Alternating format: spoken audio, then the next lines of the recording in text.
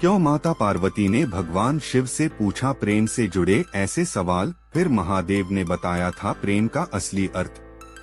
भगवान शिव ने माता पार्वती से कहा, सती के रूप में जब तुम अपने प्राण त्याग कर दूर चली गई, मेरा जीवन, मेरा संसार, मेरा दायित्व सब निरर्थक और निराधार हो गया। मेरे नेत्रों से अश्रुओं की धाराएं बहने लगी थीं। यही प्रेम है। आज हम आपको भगवान शिव और माता पार्वती की अद्भुत कथा बताने जा रहे हैं। इससे पहले आपको ये जानना चाहिए कि माता पार्वती भगवान शिव की केवल अर्धांगिनी ही नहीं बल्कि उनकी शिष्या भी रहीं।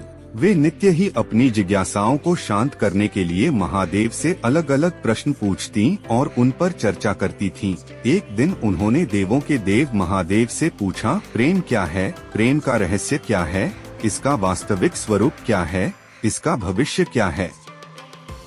आप तो मेरे गुरु की भूमिका भी निभा रहे हैं। इस प्रेम ज्ञान से अवगत कराना भी तो आप ही का दायित्व है। बताइए महादेव। माता पार्वती द्वारा प्रेम से जुड़े इन तमाम सवालों को सुनने के बाद महादेव ने कहा, प्रेम क्या है यह तुम पूछ रही हो पार्वती? प्रेम का रहस्य क्या है? प्रेम का स्वरूप क्या है? सत्य तो ये है कि प्रेम के अनेकों रूप को तुमने ही उजागर किए हैं पार्वती।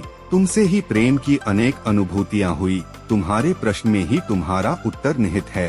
भगवान शिव की बातें सुनकर माता पार्वती ने कहा, क्या इन विभिन्न अनुभूतियों की अभिव्यक्ति संभव है? भगवान शिव बोले, सती के रूप में जब तुम अपने प्राण त्याग कर दूर चली गई, मेरा जीवन, मेरा संसार, मेरा दायित्व सब निरर्थक और निराधार हो गया। मेरे नेत्रों से अश्रुओं की धाराएं बहने लगी। महादेव बोले, अपने से दूर कर तुमने मुझे मुझसे भी दूर कर दिया था पार्वती। यही तो प्रेम है।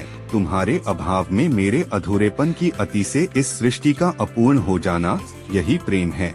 तुम्हारे और मेरे पुण्य मिलन कराने हेतु इस समस्त ब्रह्मांड का हर संभव प्रयास करना, हर संभव षड्यंत्र रचना, इसका कारण हमारा असीम प्रेम ही तो है। तुम्हारा पार्वती के रूप में पुनः जन्म लेकर मेरे एकांकीपन और मुझे मेरे वैराग्य से बाहर निकलने पर विवश करना और मेरा विवश हो जाना, यह प्रेम ही तो है। भगवान शिव ने माता पार्वती से कहा, जब जब अन्नपूर्णा के रूप में तुम मेरी क्षुधा को बिना प्रतिबंधन के शांत करती हो या कामख्या के रूप में मेरी कामना करती हो, तो वह प्रेम की अनुभूति ही है। तुम्हारे सौम्य और सहज गौरी रूप में हर प्रकार के अधिकार जब मैं तुम पर व्यक्त करता हूँ और तुम उन अधिकारों को मान्यता देती हो और मुझे विश्वास दिलाती रहती हो कि सिवाय मेरे इस संसार में तुम्हें किसी का वर्चस्व स्वीकार नहीं, तो वह प्रेम की अनुभूति ही होती है। भोलेनाथ ने आगे कहा, जब तुम मनोरंजन हेतु मुझे चौसर में पराजित करती हो तो भी विजय मेरी ही होती है, क्योंकि उस समय तुम्हारे मुख पर आई प्रसन्नता मुझे मेरे दायित्व की पूर्णता का आभास कराती है। तुम्हें सुखी देखकर मुझे सुख का जो आभास होता है, यही तो प्रेम है पार्वती। जब तुमने अपने अस्त्र वहन कर शक्तिशाली दुर्गा के रूप में अपने संरक्षण में मुझे सशक्त बनाया, वह अनुभूति प्रेम की ही थी। जब तुमने काली के रूप में सहार कर नृत्य करते हुए मेरे शरीर पर पाँव रखा तो तुम्हें अपनी भूल का आभास हुआ और तुम्हारी जिह्वा बाहर निकल आई, वही तो प्रेम था पार्वती। भगवान बोले, जब तुम अपना सौंदर्यपूर्ण ललिता रूप जो अति भयंकर भैरवी रूप भी है उसका दर्शन देती हो, और जब मैं तुम्हारे अति भाग्यशाली मंगला रूप जो कि उग्र चंडिका रूप भी है उसका अनुभव करता हूँ, जब मैं बिना किसी प्रयत्न के तुम्हें पूर्णतया देखता हूँ तो मैं अनुभव करता हूँ कि मैं सत्य देखने में सक्षम हूँ।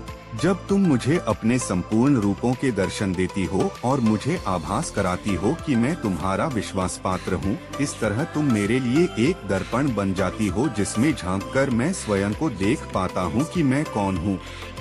तुम अपने दर्शन से साक्षात कराती हो और मैं आनंद विभोर हो नाच उठता हूँ और नटराज कहलाता हूँ। यही तो प्रेम है।